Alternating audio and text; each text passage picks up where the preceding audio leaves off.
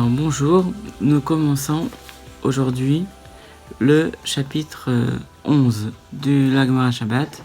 Donc on avance et on est donc chapitre 11, chapitre Azorek.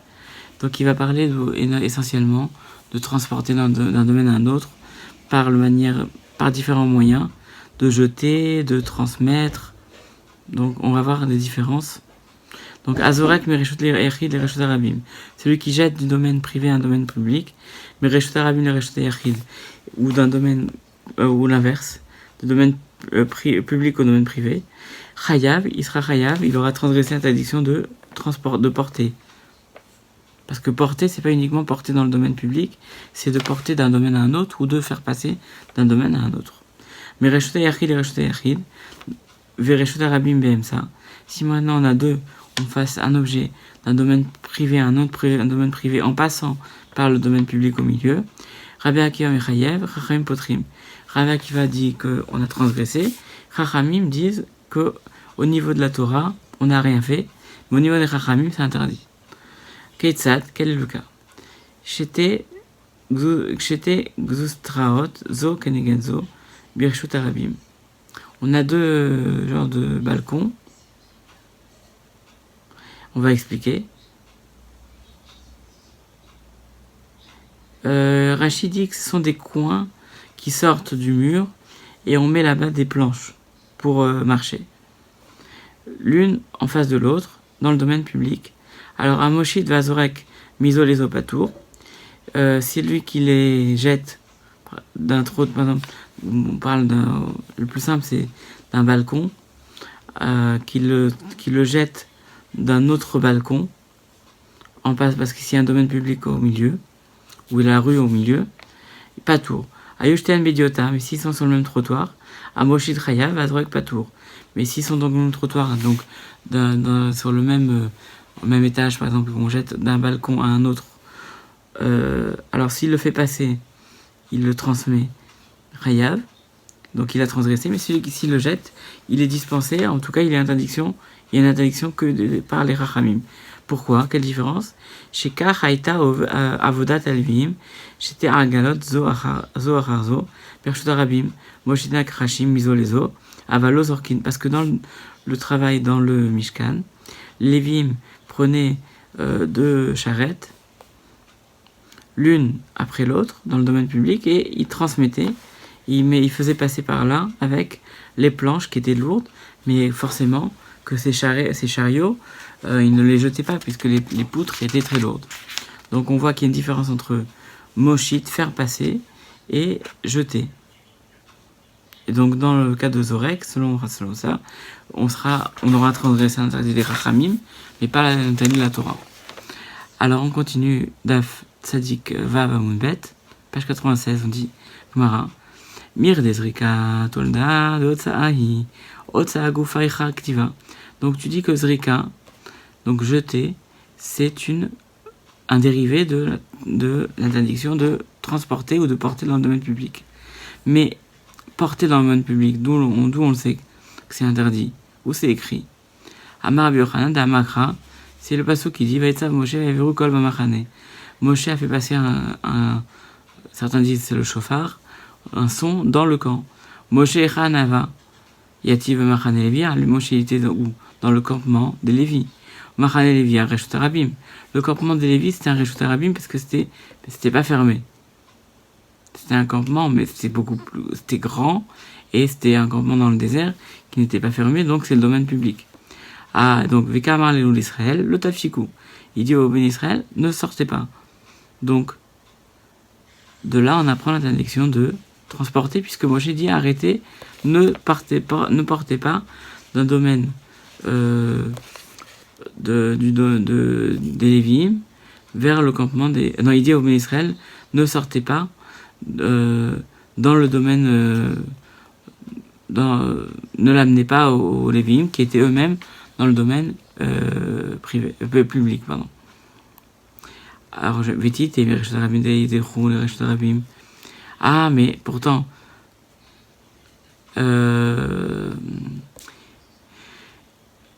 ils pouvaient l'amener eux-mêmes du Reshut Yachid dans le domaine public au domaine privé, d'accord? Ou Mimaï des Shabbat, d'accord? Donc eux-mêmes, ils leur disaient de ne pas sortir d'un domaine privé au domaine public, d'accord? Alors maintenant, ils disaient, d'où c'est donc c'était Shabbat? Dilma Bechol Kae. Peut-être qu'ils disaient ça au Béné Israël, d'arrêter de l'amener et en semaine. Pourquoi? D'où c'est donc c'était Shabbat? Ou Meshum des Shlema, mais le Mechet. Parce que, pour dire que c'était un travail, que simplement, il pouvait dire qu'il n'y avait plus besoin d'amener, que le travail dans le Mishkan était terminé. Puisqu'il disait qu'il y avait trop, il ne fallait plus amener. Tout le monde aimerait que ça soit comme ça, que quand on fait un appel au don, on leur dit ça y est, c'est fini, n'amenez plus, on a tout ce qu'il faut. Et c'était le cas pour le Mishkan. Donc, Mar Avara, Yom Kippour. En fait, on veut dire, on apprend, parce qu'il y a le même mot qu'on retrouve à Yom Kippour, et qu'on retrouve dans ce passouk-là, c'est de faire passer, Avara. Ktivara, pas pour Yom Kippour, il dit, Vayaviru kol bamachane. Après Yom Kippour, il dit, il a fait passer un son dans le camp. Ou Ktivatam, Ve'avar ta shofar terouin. Et là, il est écrit dans Vaikra, Café, et tu feras passer le son du shofar. Et puisque Moshe a fait sortir un son pour dire d'arrêter d'amener du campement de leur campement de Béné Israël au campement des Lévim. Donc Malalan Biyom Assour, Afkan Biyom Assour. Là-bas on parlait d'un jour où c'était interdit, c'est Yom Kippour. Donc chez nous aussi, on a dit que c'est interdit, donc c'est un jour où c'était interdit, par exemple Shabbat. Gemara pose la question, t'as trouvé pour Otsa à faire sortir, c'est quoi? Faire sortir d'un domaine privé à un domaine public. Mais le contraire, d'un domaine public au domaine privé, faire rentrer. Nous le sait-on. La Gemara répond, Svarahit, c'est une logique. C'est logique de dire ça, pourquoi? Mikide Mereshut les Reshut. Ou Malia Fouke, Malia Yule. Puisque l'interdiction, c'est de passer d'un domaine à un autre. Alors, qu'est-ce que ça peut faire d'un domaine privé au domaine public, ou l'inverse? Mihu, malgré tout, Otsa'a Av, Achnasa Tolda, il y a une différence. Et donc, Otsa'a, se faire sortir donc, du domaine privé au domaine public, c'est le Av, c'est le père de la Melacha, l'origine de la Melacha, du travail, parce que c'était ainsi qu'il était dans le Mishkan. Alors que faire rentrer, c'est un dérivé. C'est une interdiction de la Torah aussi, mais c'est un dérivé. Mais la Gemara revient, il dit, dans les deux cas, c'est chayav, en interdiction de la Torah. Donc, Amay karele ha'av, ou Amay karele ha'av tolda. Pourquoi tu appelles un, tu appelles av, l'autre tu appelles dérivé? Puisque finalement la punition est la même. Réponse, nafkamine, il y a une différence pratique. Pourquoi? Dis, avishte avon, badadade, que si on fait deux avot en même temps, ou inameshte toldot, badadade, ou deux dérivés en même temps, mais chayav tarté, on est chayav de deux fois. Et si on a fait maintenant le travail père à l'origine et son dérivé, alors là on sera chayav qu'une seule fois. Donc c'est important de savoir que c'est le av melacha, c'est le travail à l'origine, qui est comme il était à l'origine dans le Mishkan, ou bien que c'était un dérivé seulement, pour savoir si on fait av et tolda, si on est chayav une fois ou deux fois. Ou le Rabbi Eliezer de Mechayav à Tolda même comme Av. Selon le Rabbi Eliezer qu'il ne faut aucune différence qui rend Chayav la Tolda comme le Av Melacha, comme le travail à l'origine. Amay karele Av, pourquoi on l'appelle Tolda et on l'appelle Av et pourquoi on l'appelle Tolda? Réponse. Ach de Av Yebe Mishkan, Chashive, karele Av. C'est une histoire pour lui, il n'y a pas de différence pratique, c'est une histoire d'appellation. À chaque fois qu'on appelle un travail qu'il y avait dans le Mishkan, on lui donne la considération, on lui dit que c'était le travail de l'origine, donc c'est Av. Aïdelo Ava Bemishkan, Chashivele, Lo Karele Av. On l'appelle Tolda. Mais si maintenant dans le Mishkan, c'était pas exactement le même, on l'appelle Tolda, c'est une histoire d'appellation pour lui. Iname, ou alors d'autres réponses. On dit Aïdictive Carré Av, Aïdictive Carré Tolda. Celui qu'on voit explicitement, on l'appelle Av. Celui qu'on ne voit pas explicitement, on l'appelle Tolda dérivé. On continue. Et pourtant, on enseigne dans une Mishnah Zorek Arbaamot Bekotel Lemala Miyut Fachim Kezorek Ba'avir Lemata miut fachim kezorek baaretz. Vazorek baaretz arba amot chayav. Zarak arba amot bereshut rabim. Donc on pose la question. Alors on dit, on a une Mishnah par rapport à celui qui jette maintenant. Celui qui jette vers le sol, dans les 4 mètres, dans les 2 mètres du sol, il est chayav, d'accord? Dans le domaine, donc 2 mètres, qui jette 2 mètres. À 2 mètres du sol. Il est chayav, il a transgressé l'interdiction de jeter.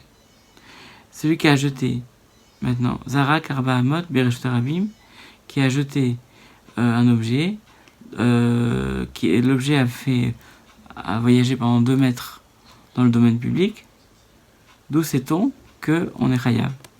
Amar Rav Shaya, Sheken Orge Yeriot Zorkin Mechateen Zelazé, Orgin Mechitin. Donc, il dit parce que, d'où on l'apprend. Donc maintenant, on va venir sur Zorek. D'où sait-on que Zorek, c'est une interdiction de la Torah? Alors, on dit, parce que Zorek, on voit que là-bas, que dans le Mishkan, il brodait. Parce qu'il brodait, il prenait les peaux des animaux. Il y a des animaux qui étaient spéciaux pour la construction du Mishkan. Les Terachim qui avaient beaucoup de peaux, qui étaient très longues, une peau très longue. Donc, ils étaient obligés de les broder. Donc, on jetait les peaux et on jetait Orge et Riot. Donc, Zorkin Machateani, jeter leurs aiguilles l'un à l'autre pour les confectionner. À Orgin Machatean la Mali. Donc si maintenant ils confectionnaient, alors pourquoi ils avaient des aiguilles? Les aiguilles c'est pas pour confectionner, c'est pour coudre. Il dit oui, effectivement il faut dire chez Ken Tofre Yeriot. Ils cousaient les peaux. Zorkin Machatean Zelazé. Et donc ils jetaient leurs aiguilles l'un à l'autre. La Gemara revient, Vedilma, Gabi Adade, à vous, Yadve. Peut-être qu'ils étaient assis juste à côté, donc ils n'avaient pas besoin de se jeter. Mato Adade, ma Martine. Non, parce que, et donc ils passaient eux-mêmes, ils passaient leurs aiguilles. Dilma Betor Arba, donc peut-être qu'ils étaient eux-mêmes dans les. Ils jetaient, ils étaient juste à côté, dans les 2 mètres chacun. Il n'y avait pas de distance entre chacun. Et là, donc il n'y a pas de preuve. Et là, Amar Rafraza, il dit Sheken, Oreg Yeriot, Zorkin, Boukiar, Beyeria. Parce que ceux qui cousaient, qui étaient en train de coudre, de confectionner les peaux pour le Mishkan, dans le Mishkan, ils jetaient leur boukiar. Certains disent que c'est une navette de tissage.